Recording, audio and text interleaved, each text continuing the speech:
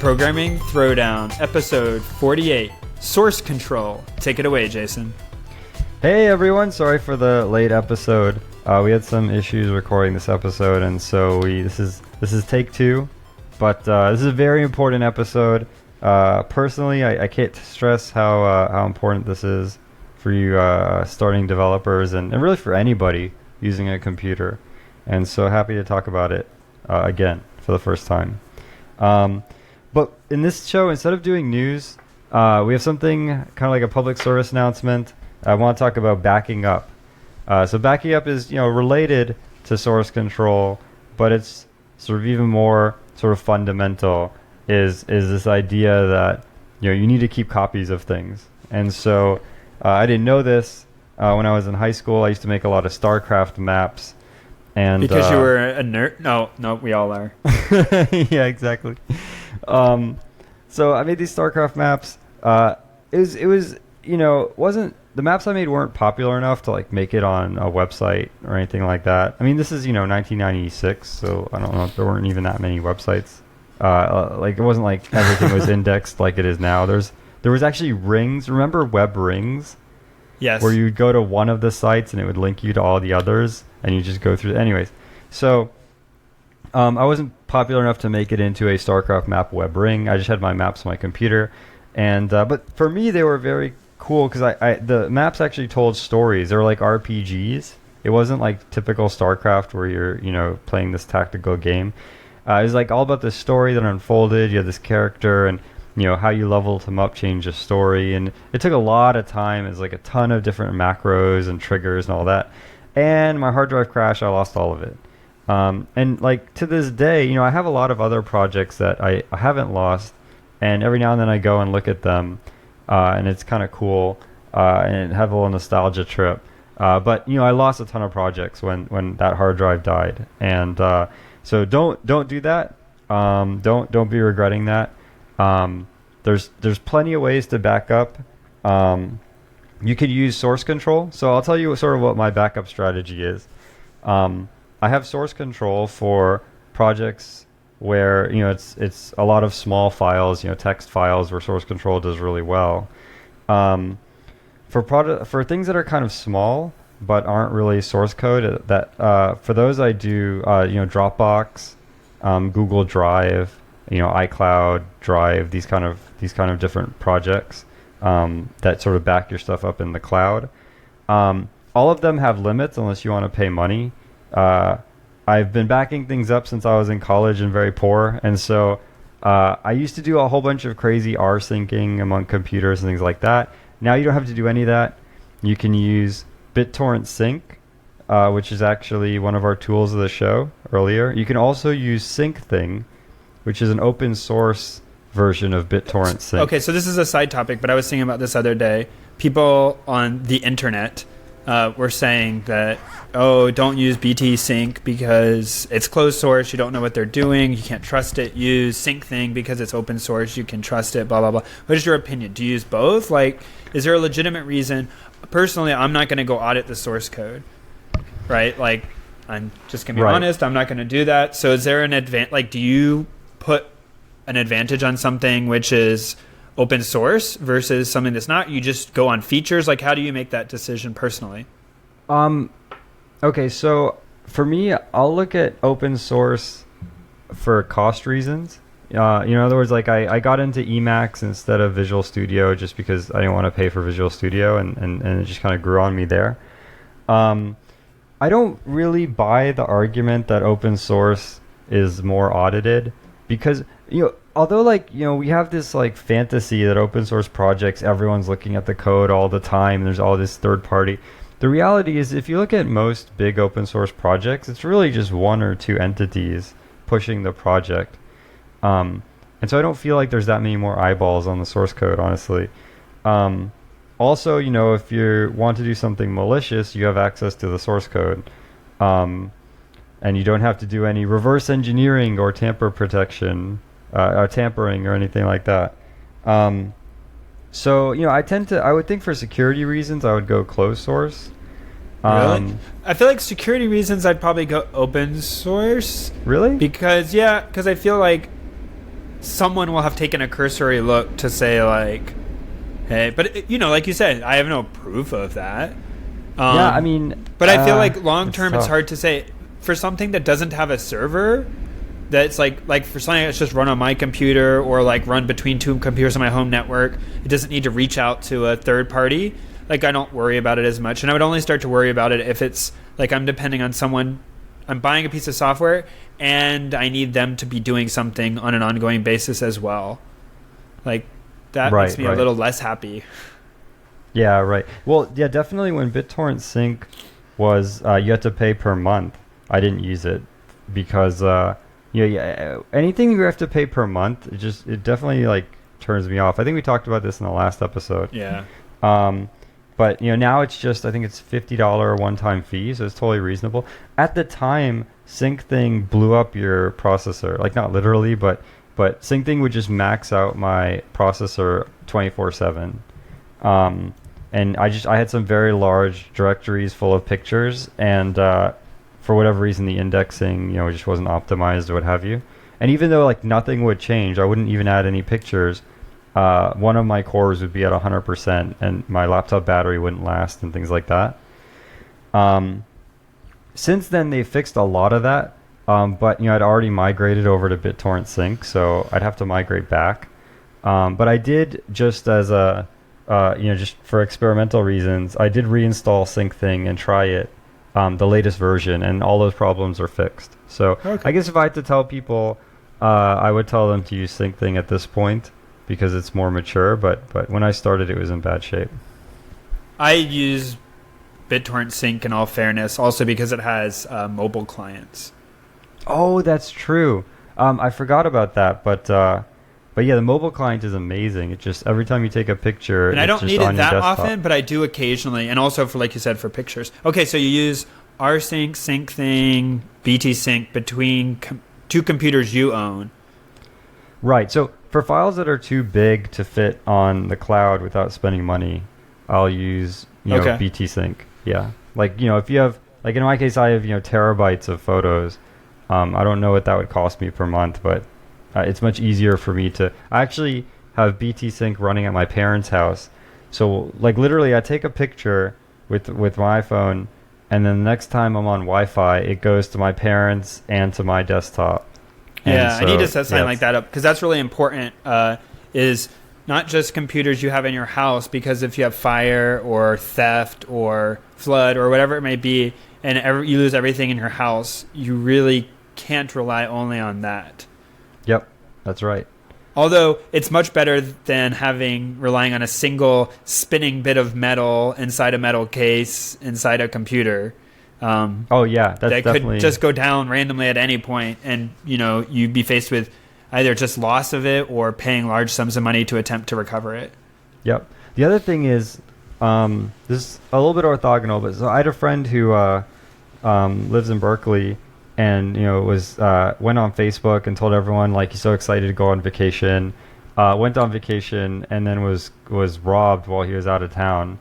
And the person they took all his electronics, and so like things he had on Dropbox he could recover, but anything even if he had backed it up on an external hard drive, it's still gone, right? Yeah. So I also use CrashPlan, which I think they changed their name now. I'd have to look. Which really? is a backup service that I pay for as well to back up my stuff to their servers. And people use some of the Amazon AWS EC2 Glacier, one of those acronyms at Amazon, to back up their data to the Amazon thing. So same idea sort of as backing it up to the Dropbox servers. Although I think there's some risk there that because it's not really meant purely for backup, that if your file somehow got accidentally deleted, it could get deleted in Dropbox's thing too, and it may be a little harder to get it back. Although I think they have ways of doing it. Yeah, I was gonna say if you have like Dropbox, there's a dot. I think it's like .archive folder in your Dropbox that has files you've deleted. They actually get moved there, and then I think that gets purged every few months or something. So yeah, but it's not really. Like, I always feel better when something is designed for that purpose. Yep, totally. It's meant for backing up. And there's other ones too. I think Carbonite is another one I hear about. I have not tried it. CrashPlan didn't change its name. It's still CrashPlan. Okay. But something that is an actual backup service who kind of are staking their reputation on like, and to be fair, I don't think I've needed but once in the 3 or 4 years I've had it. Like one time I needed to recover a couple files and it worked great. And other than that, I've not needed it. And so in that way, it's kind of just insurance, but it's helps me sleep better at night. Yeah, another thing that's really important is to back up in the other direction too from the cloud. So I have a friend. She's a reporter for I think The Verge. She's a reporter for some tech newspaper, and some hackers got access to her Gmail account, and they went on her Gmail and literally deleted all of her email, all of her photos, everything, just gone. I don't know if she ever got it back. I don't know if she was able to recover that by contacting Google over the phone. I'm not sure how that ended, but definitely, like, I have a Thunderbird instance on my desktop that just fetches all of my Gmail, using IMAP, and that way, if something like that does happen, at least I have a local copy of it. Yep. Although I often wonder, like, if all my emails just got really deleted, I might be better off. But yeah, that's right. It's a separate topic. Yeah, she actually never called Google, and she was much happier and reached nirvana. That's how the story ended. Another thing that's related is two-factor authentication. You definitely want to have that turned on. That's good. PSA within the PSA. About this than me. I've only vaguely know about this. I mean, I have it, but so typically you have a password, which is some alphanumeric code, but then it's good to also have something that is on you or that you have. So sometimes it's like your fingerprint, which is not as great as you might think because there's no way to really change it, and it turns out it's more hackable than you think. But then there's also like various ways of doing two-factor. The second factor is normally like a one-time password. So a lot of people, you see like the RSA keychains for banks, which have like a little LCD on screen on them with a 6-digit number that changes, and it changes in a known way to an algorithm if you have a secret. But if you don't know the secret, then the pattern is unpredictable. Right. And so it prevents people, even if they get your password, which doesn't change, they won't know this other one-time password that either changes every time you use it or changes based on a time-based schedule. And that gives you an additional layer of security that people need both. And then there are even more secure ones that do stuff a little slightly differently if you are really, really paranoid about it. And I've enabled the OTP for both me and my wife because it turns out it's actually really easy. And it isn't that much of a hassle because you can turn it on for a computer and it just stays on that computer for some number of days and you don't need to keep doing it. That's right. And that is somewhat of a security risk, but I personally make the belief that you're more likely to be hacked from a anonymous drive-by hacking where something is going on than someone coming and sitting down at your computer and getting on your stuff. Like that's possible too, or stealing your computer or whatever, and you can try to go in and revoke it, and hopefully you have recovery stuff. But it's worth it to not have that hassle of needing to get a text message or use an app or use your RSA key every time. Right. I mean, the odds that someone steals your laptop and somehow it's not password protected, or they stole it before it was locked, and they're not just in the business of selling it, they're in the business of logging in. Like all of these things are just like when you add them up, like the joint probability distribution looks very narrow. I mean, it's just highly unlikely, right? So yeah, as Patrick said, most hacks are people out on the internet getting your password. Yeah, and if it's very important, like if you do conduct business email, like you probably want that secured more than your personal email. Like it'd be tragic if you lost early love emails between you and your girlfriend, but like, I don't know, is that a thing? I don't know. Anyways, but like, it's not really the end of the world. Right. Like, but if you lost, important business contacts, like that would be worse, right? Yeah, exactly. So, okay. Yep. The other thing I'll say, back onto the topic of backing up. Is for your phone, like my wife lost her phone, and it turns out we got it back, but we thought it was gone forever, and so we did the remote wipe thing, and she lost, since her last backup, that she did previously, I lost some number of pictures. And since then we realized it's really important to have, for us, to additionally on our phones, like Jason was saying, using the phone app to back up your pictures, or like Google Photos has a thing. I think Facebook Photos will do the same thing, where it's automatically uploading pictures at some resolution, so that if you lose your device, it's not the best version, but at least it's something, so you still have those pictures. And so that can count as a form of backup as well. One thing to keep in mind, if you're on iOS doesn't allow services. So all these programs like BitTorrent Sync on iOS, Google Photos, you have to run them periodically yourself. If you're on Android, they'll run every day or something. But keep that in mind. So I tell my wife, I remind my wife every now and then that she has to go in and run the BitTorrent Sync, and it's pretty cool. It brings up a little status bar, shows you it's transferring, and it'll try to be clever about finding, if you're at home, it'll send it to your home computer first, knowing that your phone is kind of more bandwidth constrained. Send it from your phone to your computer at your house, and then it'll send it to another computer or what have you. Oh, I recently made the obvious realization that I was syncing between my kind of server computer and my desktop for pictures and everything. Mm-hmm. And I was so happy with myself because I finally had wired connections instead of wireless.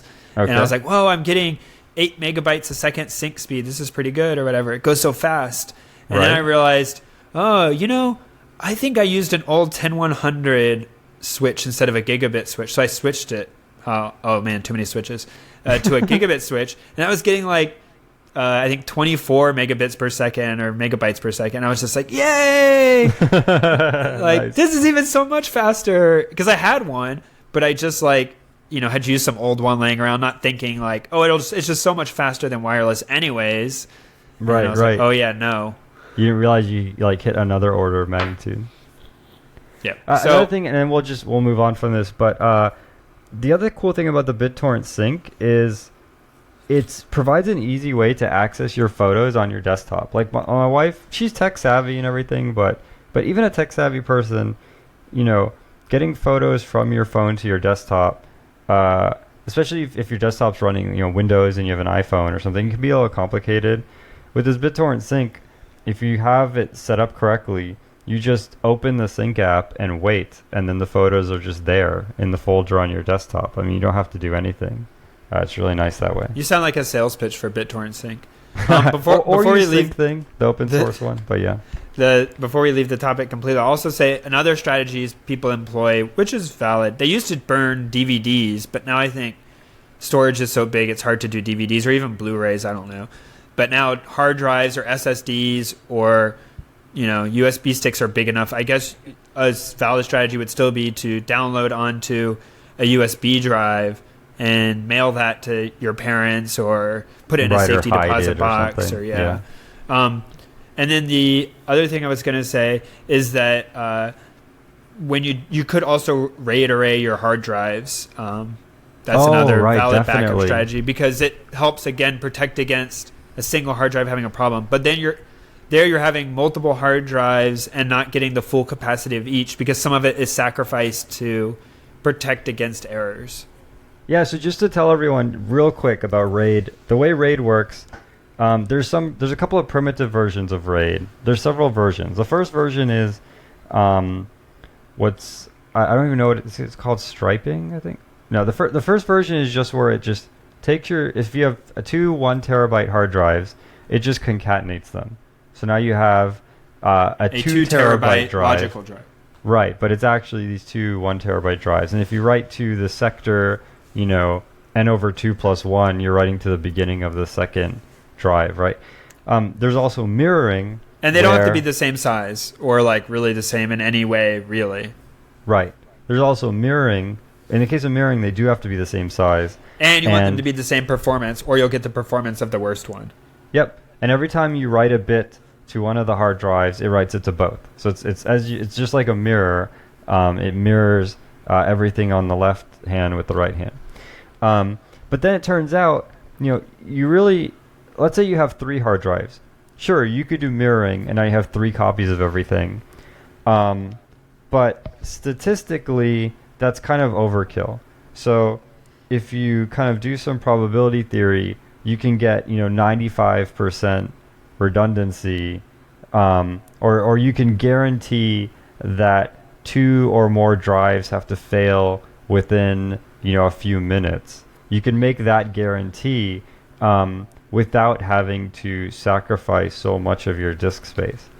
And so that's where these sort of RAID 5 and I think there's other ones, but RAID 5 is the most common. Yeah, so what you're saying is the chances are most of the time you'll fail because a single drive starts to have a problem.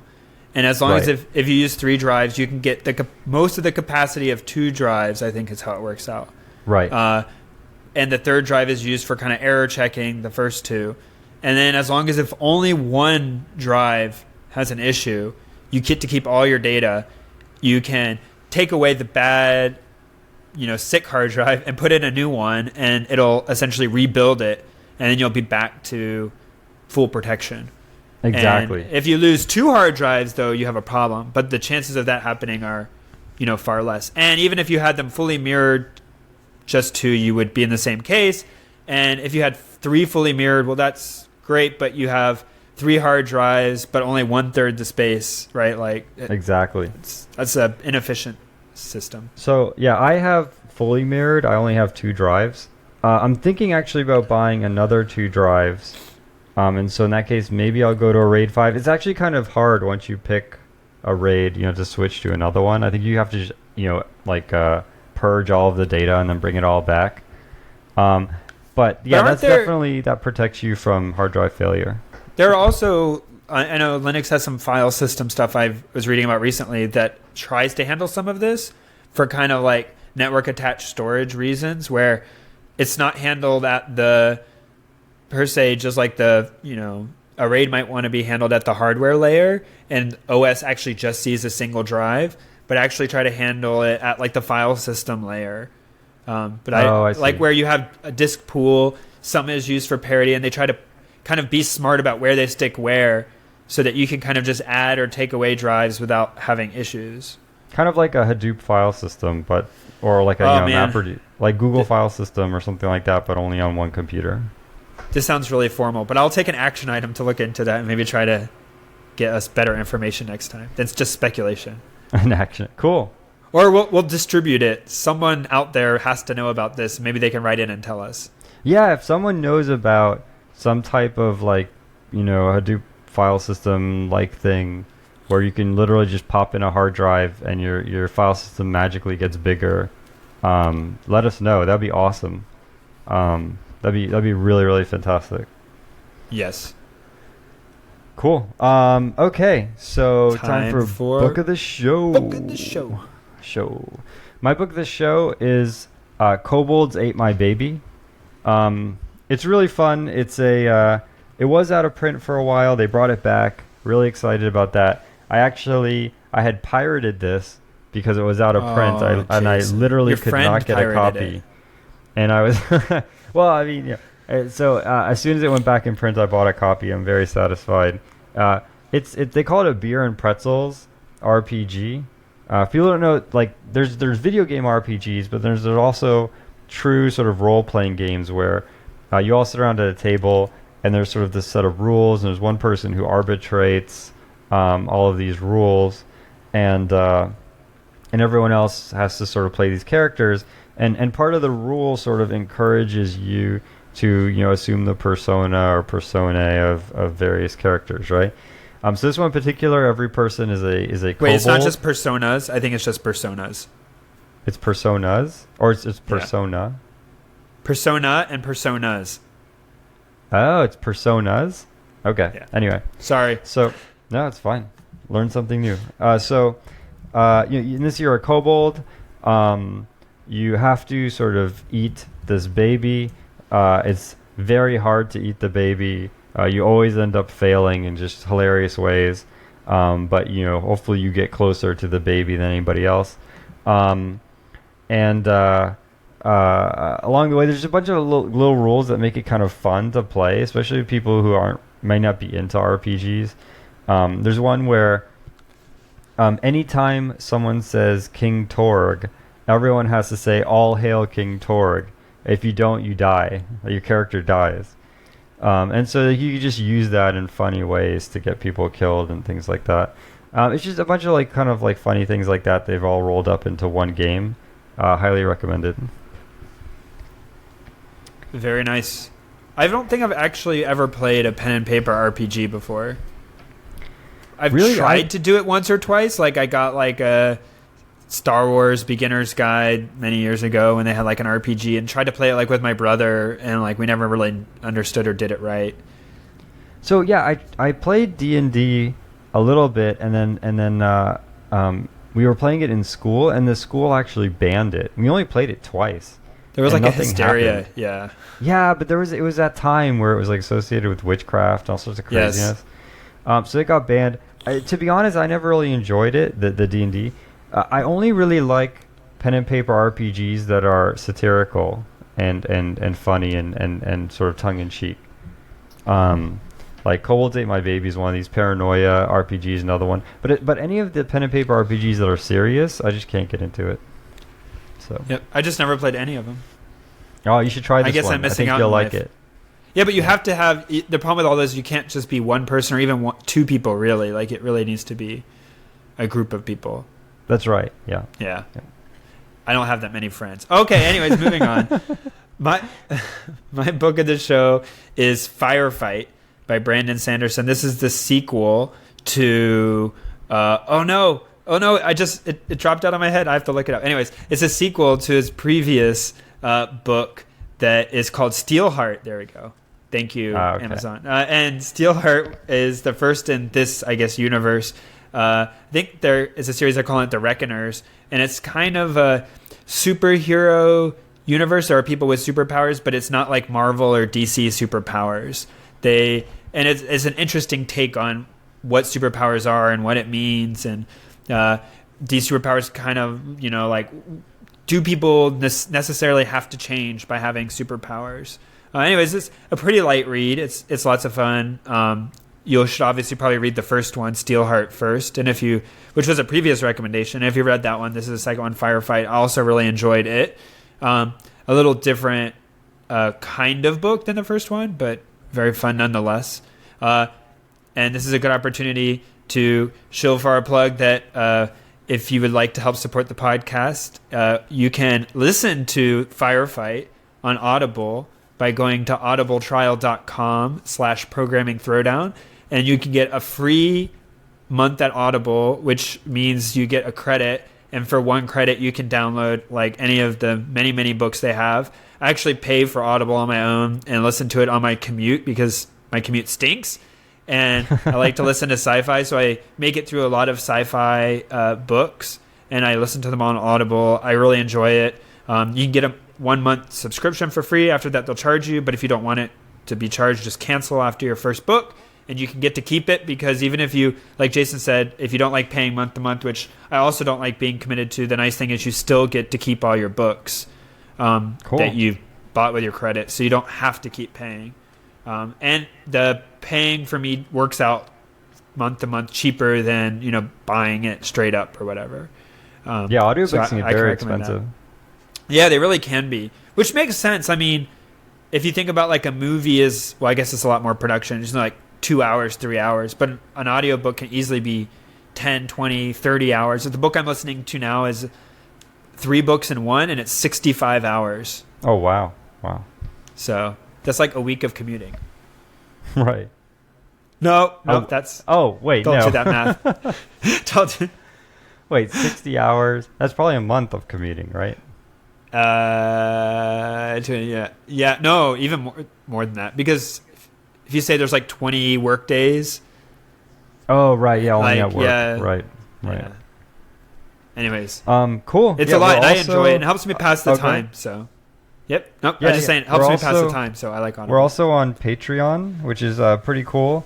If you want to support the show, you can donate to our Patreon, and every time we produce a show, it will kind of automatically make a donation, which is like a pretty cool setup they have there. So so I definitely check that out. We definitely appreciate your donations. That's how we keep the lights on. So and you guys have been really good about supporting us and embracing our stuff. A couple of people have written in and like, hey, like, what's the deal? But like, if you don't want to, don't. Like, it's fine. Like, we don't require you to do that. We're not going to charge people to download the podcast and listen to it. Yeah, a couple of people said they want to support the show, but they don't.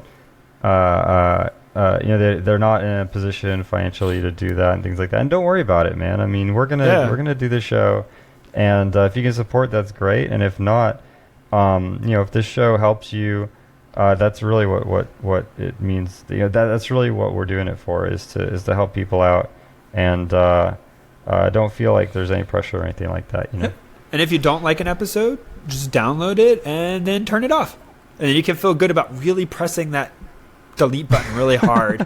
Yeah, that's right. You can use the what is it on the new iPhone, the Force Touch. Use the Force Touch, and just like if you press it hard enough, one of us will get punched. Delete with a grudge. Oh man. So time for tool of the show. My tool of the show is Qt. Sure, not a lot of people know what this is. It is a cross-platform GUI framework. It does more than GUI. It does like threading and things like that. But basically, C++ has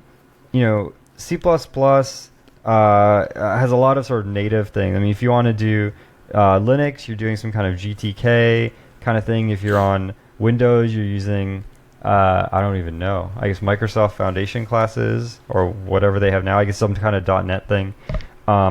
If you're on Mac, you're using Cocoa or Carbon.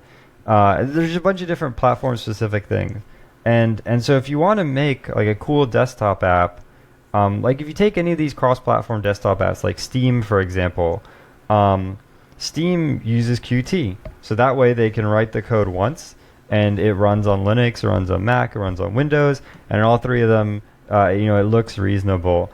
Qt differs from WX widgets, which is one I recommended earlier in an earlier episode.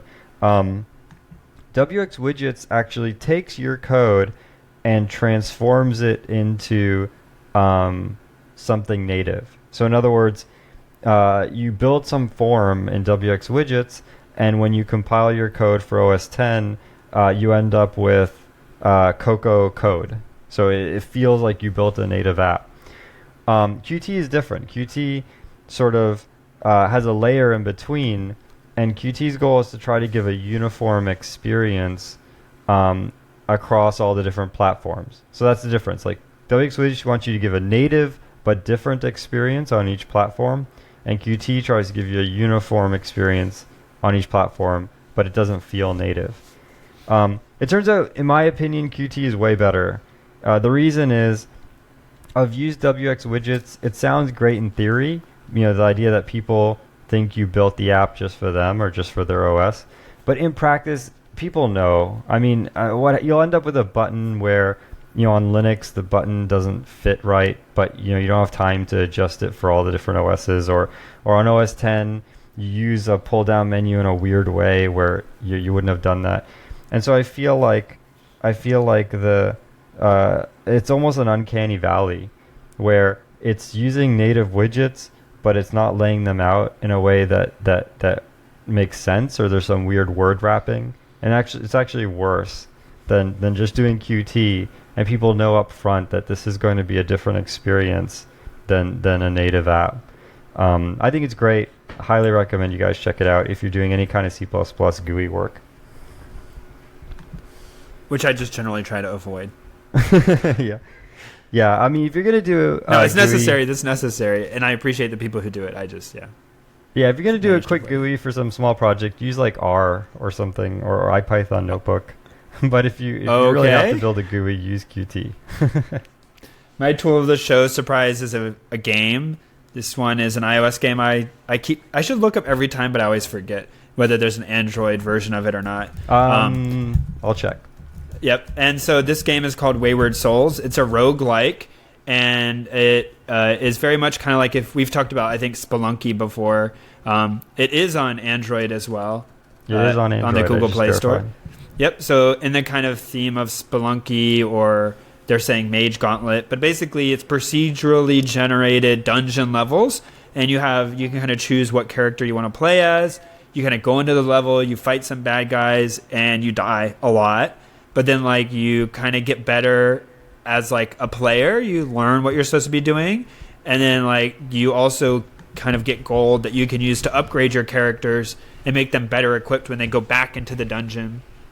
And so there's kind of that combination, which I personally like, where you find things in a given playthrough that are making your character better, some equipment that you lose when you die. But then there are also some things that you don't lose when you die and you kind of carry across. And I like that aspect as well, because it helps me to feel like I'm making progress even when the level is just unusually difficult. Yeah, I've played this game as well. I think it's great. I like the idea that, what you want is you want the suspense. Like you want to feel such that when you die, you lost significant time. It's what creates the suspense and makes you cautious. But at the same time, you don't want to not make any progress. I mean, you don't want to just never see the ending of the game. And so this sort of gives you the best of both worlds. Yes. Yep. It's kind of like, I think there's always this debate, like quick save in games. Like the ability to save anywhere in a game does fundamentally change how you play a game. Right. And in some ways, knowing you can just go back to 30 seconds ago, you act very differently than if you know you're going to lose an hour's worth of work. But at the same time, based on where I am in my life, like it's really hard to sit down and know I'm going to be able to play for an hour and not quite make it to the next save point and then lose that hour. Have to do it again next time. Yeah, I mean, for me, it's okay because, as you said, you always make some modicum of progress. So you always make some mediocre amount of progress no matter what. And so eventually you'll beat the game. Yeah, well, everyone's older, but Wayward Souls, I like it. It's cool, and it plays relatively quickly, and it's not that. Some roguelikes are very in depth, and this one isn't like that, and so that makes it enjoyable. This is definitely a hack and slash roguelite. Yep. Cool. All right, so we're gonna talk about on to source control. Source control. Yeah. So basically, source control is kind of about just keeping. They also call it version control. It's about just keeping history of some kind of project. So it's not only about backing up, it's also about being able to go back and forth in time and see sort of, what did things look like a week ago, or I pushed out this build and my customers are really unhappy. Let me go back in the past week and see what went wrong. So it's very different than backup. It's extremely important, especially if you're working on some kind of project. There's really two sort of strategies. Well, wait, sorry, before you go on. I also want to say that, I think that's important. We say source control because we're programmers, but, you really could use it as just straight version control for almost anything that has versions. Now, some things aren't really great, like binary files are hard, but, if you have a config file or... I'm trying to think of a good example of something. I'm too nerdy and programming oriented to think of something at the moment. If you're writing a book. Yeah, there you go. Yeah, you could source control your version control your book. And it's a little different there because I think in a book, you kind of always know you're making progress. But maybe you would want to go back, I'm unhappy with the direction I took. I want to go back to where I was before. And the thing in code is, like Jason said, is you introduce a bug and you want to be able to go back. Or specifically, you ship code to make a release that goes to a customer and they have a problem with that. You need the ability to go back to exactly what your source code was at that time and know that have the same thing you sent out. And so that if you make a fix, you know what exactly you fixed, rather than saying, they called me a month after I did it and I've added 3 features halfway and now crud. I either need to try to finish these features and hope I didn't introduce new bugs, or the right thing to do is to be able to go back to what you sent them and work on the bugs there, and then make sure you bring them forward as well, or whatever your solution is. But that is what the importance of version control is versus backing up, which is just saying I don't want to lose my work. Right, and I did write a book with a bunch of other authors, and we used version control. And as you said in the beginning, you're just writing, and so it doesn't really make sense. But at the end, where you're kind of coalescing the book, or even if you wrote the whole book by yourself, you're going through rounds of edit, possibly with several editors who have different opinions. You'll often find yourself going back and forth with certain parts of the book. And having version control is extremely important. I mean, you could have an editor that takes you one direction, and then the other editors decide, oh, that was a bad idea. You need to be able to go backwards. And so, as Patrick says, not just for programmers, anyone who's doing something with source files, and even artists, there's some specialized tools, but they're extremely powerful for doing version control on Blender models and things like that. That handle sort of those binary files, that semantically understand how those files work and do versioning that makes sense. Yep. And it's also important both for a single file, like I need to roll this single file back, or I need to roll all the files back together, because especially at least with source code, right? Like files depend on each other. And so if you only roll one file back, then the other files won't work anymore because the other files aren't compatible at that point. Yep. Yeah, exactly. So, or potentially. There's two sort of ways to do. There's two ways to do version control. One is lock, and the other is merge.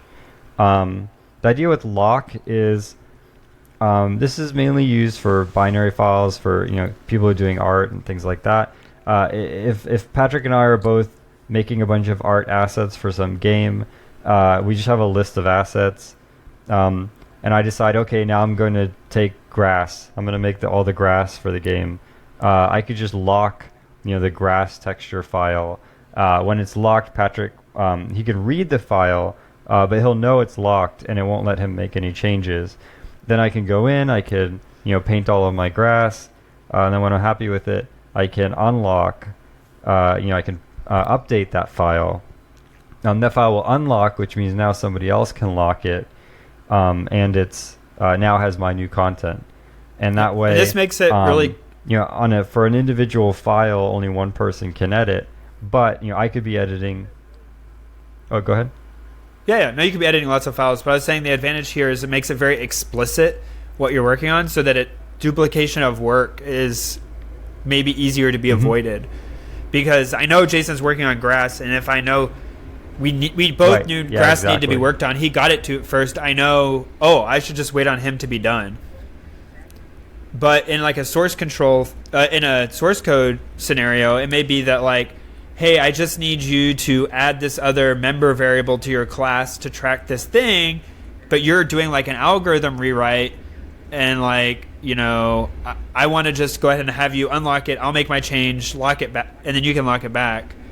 But like, if I want to make this small change, I don't want to wait around for you to make your gigantic change. Exactly. Yep. Go ahead. Oh, no, you go ahead. I was going to say that's where the merge-based tools come into play, is to say that you don't lock a file, like everyone's working on their changes, and then basically whoever submits first, that's great. That's the new kind of current state of the repository. And then if you were also working on a file before that change, then you need to, before you can fully have your change become the new standard, you need to merge against any shared files between the two changes. So, I edit main.c to add blink and LED. Jason's working on main.c to add a log statement at boot. I get my LED change in first. He goes to add his print statement, and it says, the newest version is newer than the version you based your change on. You need to bring down the new version, merge in your change, and then you can re-upload it. And then it can become the new version. Exactly. So notice that like to do a merge-based system, you must be able to decompose the file. And so that means it's typically only used for text. If you're doing some kind of binary asset, you would use a lock-based system. And many of the source control systems are able to do much of that automatically, right? Like hey, I want to Jason modified line 5, I modified line 33, like we'll just go ahead and assume those two things are compatible as long as if both of them were able to build okay, and we're not going to force you, the programmer, to take any action. We'll just do it silently. Or Right. some tools are very explicit, like, hey, you need to resolve every change. Like, you need to Right. approve them. And even the ones that automatically try to do the right thing, after they've done the automatic merge, they give you an opportunity to make sure things compile and things like that before, the merge is committed. Right, because you could change two unrelated pieces of code. Like, I could delete a variable that's not currently being used, and then Jason adds some code somewhere else that uses that variable, and an auto merge could run into a problem. Right. Because it thinks my deleting of the thing is unrelated to his using it somewhere else. But if you build before, kind of doing your stuff, you'll catch that, like, oh, hey, this doesn't work anymore. Yeah, exactly. And so definitely invest some time. If you're going to use version control, which hopefully we've convinced you to do that, take some time to get familiar with a good diff and merge tool. I use Meld. I think Meld is pretty great. It's been up and down in terms of I've had issues with it in the past. A lot of those issues have now been ironed out now that they're on GTK3. But yeah, I like Meld, but I'm not married to it. I'm sure there are others out there that are fantastic, but whichever one you pick, get very good with it because you'll be doing a lot of that. So. It's also very important to point out that, like, when you're in university setting or whatever, it is really kind of optional to use version control. It's important to get used to it, and it does actually have advantages. But to be fair, if you're just one guy working on something or one gal working on something, it's not a big. But once you start having 2, 3, 4 people, it starts to become very important as a form of communication, right? To say, yep, here's the current state of everything. It's not, oh, Joe's computer is got the latest code, so you need to go copy his stuff, bring it to your desk, and like make changes, and then Sally needs to come get it from you because you now have the latest version. That would break down really fast. Yep, and even if you're working by yourself, I've often been working on things that were kind of prototypes that were very early stage, and I come to a fork in the road, and it's sort of like, okay, I can do some kind of machine learning here to solve this problem, or I can just do a simple counting, and I'm not really sure what to do. And so I say, okay, I'll do the counting thing. And then I do the counting, and about halfway through it, I feel like, I start having regrets, like cold feet. And I start thinking, oh no, I need to really use an SVM here. But I've already written half of the counting. I'm not feeling comfortable with it. But I don't want to lose that half in case I change my mind again, right? So this is exactly what branching is for, right? You would have, a branching, one branch that just does, simple accounting, another branch that does some kind of SVM, and you could keep them going in parallel. And so even if you're working by yourself, what you don't want to do is delete something because you're not sure if you're going to need it, right? And so version control can prevent that from happening. But it does add overhead, and version control systems, in my opinion, are always somewhat complicated. Like, it's not always straightforward because they're trying to, they all have a process that they're built around, and they kind of assume you're using their process, and often you aren't exactly. Yeah, that's and so then there becomes like friction between you and the way you do it. The first time I used Git, I really had that problem. Was I wasn't following the process they kind of assume, and then it was friction because it didn't make sense to me. I was just doing voodoo incantations to make it work. Yep. So, yep. And then I think it's also important to point out that as you do this, and you have that there's tools are optimized for different processes. So like branching, certain tools may be better at branching than others, where branching here means, like Jason illustrated, you have two divergent code paths, and like a release, you can do releases as branches. So I make a branch. This is my release branch. I'm going to send this out to the customer. If there's bug fixes, we're going to fix them on that branch, but we're going to start adding new features on the mainline code. and those two may diverge over time. And Right. then there may be another branch for the next release, the version 2 release, but you could still add changes to the version 1 because you have customers that need that. But version 2, maybe people want to pay to upgrade to that and get the newest features or whatever, right? You can have those handled as branches, but there are other ways of handling it too. And then what happens if you want to do a branch for experimental stuff and then ultimately you want to merge it back into the main line? Like, is that easy or hard? Different tools are designed for different use cases, and you run into certain things being easier and harder depending on the tool you select. That was very vague and abstract. No, it's true. I mean, I think that it's the first time you try and use version control, it's not going to feel very natural. That's perfectly normal. I've switched among many version control systems, and every time I change is very frustrating. But every time I change, I'm glad I did. When I first went to Git from Subversion, I was just very frustrated. But now I've kind of understood the workflow. I'm very happy I switched over. Yeah, so one way, if you weren't going to use version control, is like the classic, we were in college, everyone's writing a presentation, and everyone has different, you're a group of 3, you're writing a presentation, everyone writes their own slides, you all email it to one person before the deadline, and they try to compile it all together, but there are obviously some slides which are shared, and then a person is forced to kind of manually go between and resolve any conflicts. That's one example, but that happens in source code too, and source control just kind of makes that process very explicit, which is good.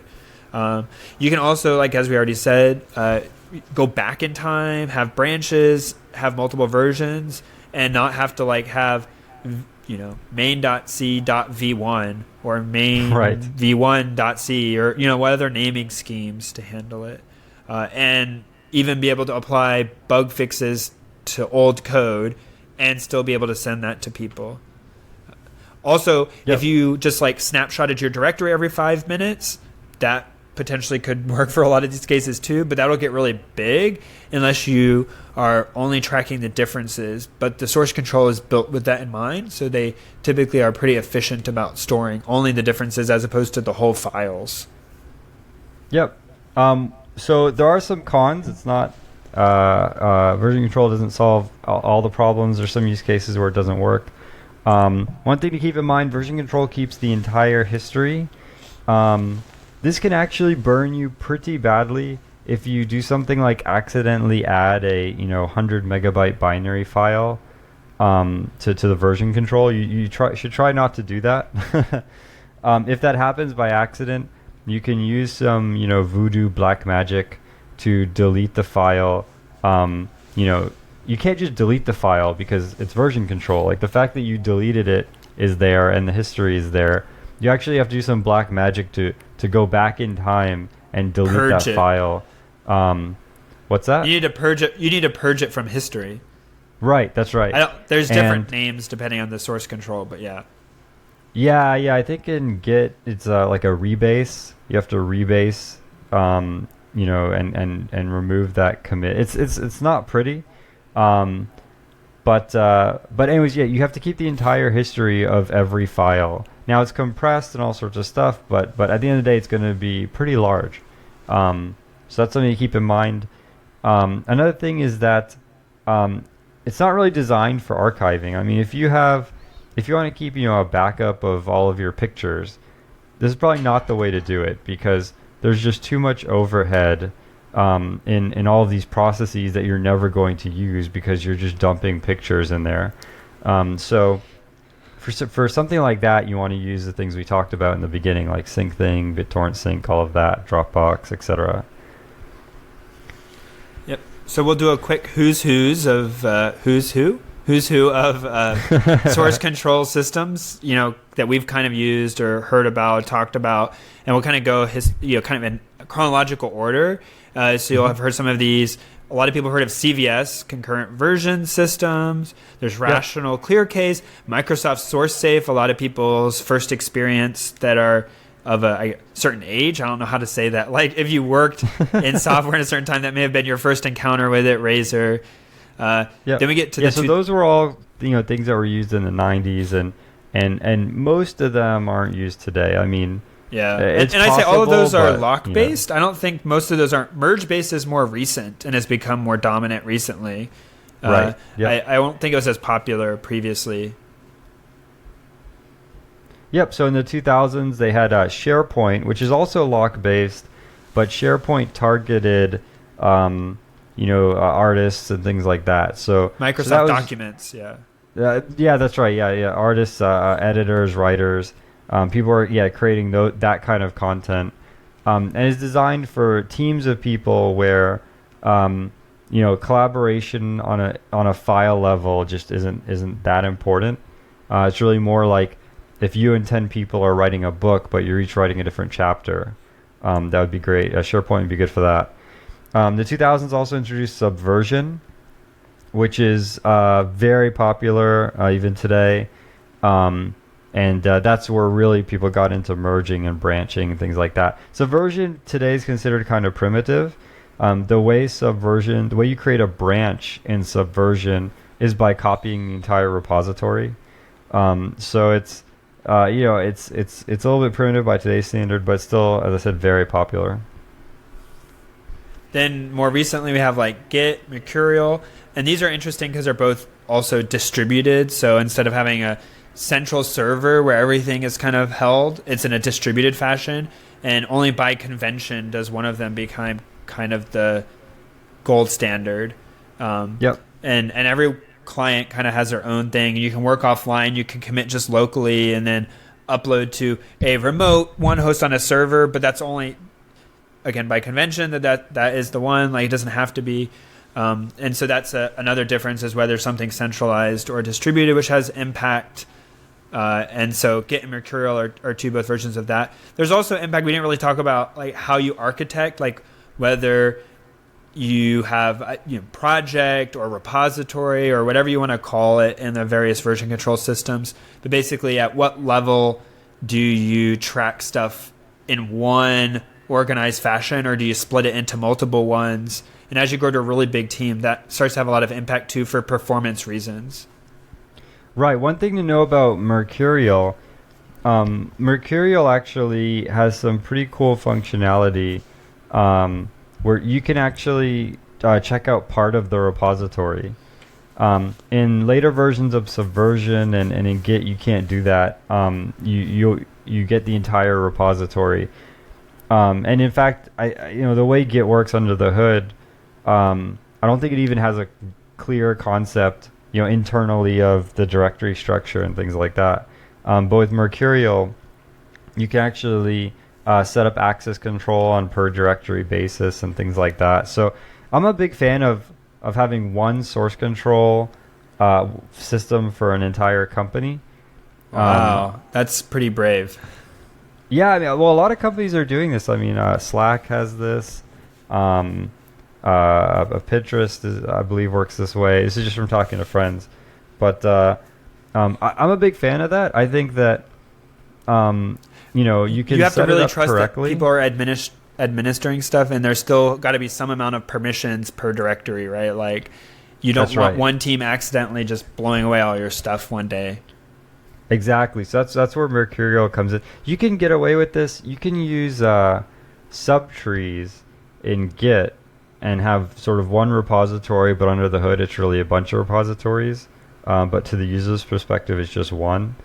But Mercurial natively just supports access control lists on the directory level. And so I'm trying to learn Mercurial. I haven't learned it yet.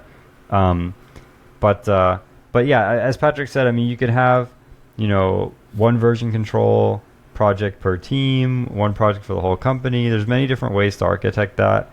They all have kind of pros and cons. And so that's definitely something that if you're interested in sort of more enterprise applications of source control that you'd want to look into. Yep. And then also we didn't really talk about, but all of them is also whether or not and how they integrate with your code review process, or whether your company has a code review process. It's not always a given. So yeah, you should definitely do code reviews. I mean, I think It's very important to have another set of eyes looking at something. And as you said, I mean, if you're using a merge-based system, it seems natural to, integrate the merge process with the code review process. And so that's what, GitHub, GitLab, Stash, a lot of these sort of source control management systems, they say, okay, when you do the merge, someone has to approve your merge before it goes through. And that kind of works like a code review then. Yep. But yeah, definitely, the moral of the story here is don't be like us. We've lost things because we didn't back up, and we had to redo work because we didn't have version control or didn't use it. Since then, we've kind of learned from our mistakes. Hopefully, you guys can learn the easy way through us. Definitely use version control anytime you're writing source code. One thing about Git, you don't need a server for Git because it's distributed, as Patrick said. So you can literally just type git init. If you're on Linux or Mac, you probably already have Git installed by default. You can just type git init in any directory, and now you have source control in that directory. It's that easy. So definitely use it for your projects. It'll save you a ton of headache, and definitely back up your photos. Super important. All right. Well, that's a wrap. Thanks, guys. Cool. One last kind of meta thing here. So someone wrote in and told us that we're in the top 100 podcasts on iTunes. This is in the U.S. So I don't know what we are worldwide or in other countries. But thank you guys so much for listening and for your support. And it's truly kind of at a loss for words. I mean, it's truly remarkable. We should say, I don't know how often those change. So by the time this comes out, we may or may not be there. Yeah, we could be kicked off by then. Yeah, but we have screenshots, so we'll send them to you if you don't believe us. Yeah, it's. I mean, like when we started this 6 years ago or something. Just had no idea that I honestly didn't think anyone but my mom and my girlfriend at the time would listen to this.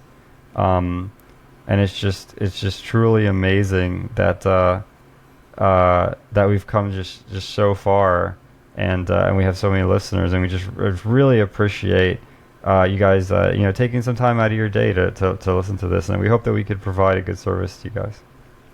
All right. So thank you. Thanks everyone. All right, bye. The intro music is AXO by Binar Pilot. Programming Throwdown is distributed under a Creative Commons Attribution Share-alike 2.0 license. You're free to share, copy, distribute, transmit the work, to remix, adapt the work, but you must provide attribution to Patrick and I, and share alike in kind.